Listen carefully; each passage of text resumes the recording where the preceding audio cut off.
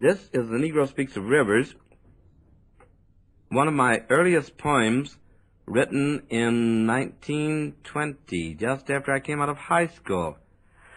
The way this poem came to be written was that I was going to Mexico to visit my father, who lived in Mexico City, and on the train going across the Mississippi River just outside St. Louis, I looked out the window and I saw this great muddy river flowing down toward the heart of the South, and I began to think about what this river meant to the Negro people, how, in a sense, our history was linked to this river, how in slavery time my grandmother told me that to be sold down the Mississippi was one of the worst things that could happen to a Negro slave.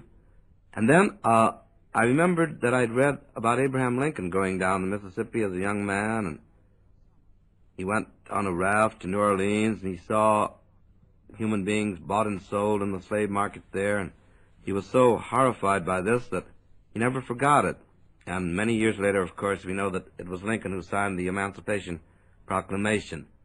And so, as the train went on into the gathering dusk, because it had been about sunset when we crossed the river, I took my father's letter out of my pocket and began to write down on the back of his letter this poem, The Negro Speaks of Rivers.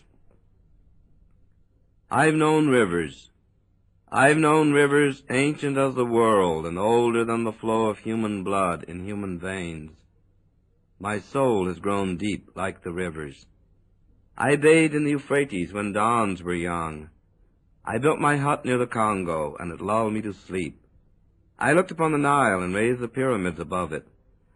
I heard the singing of the Mississippi when Abe Lincoln went down to New Orleans, and I've seen its muddy bosom turn all golden in the sunset.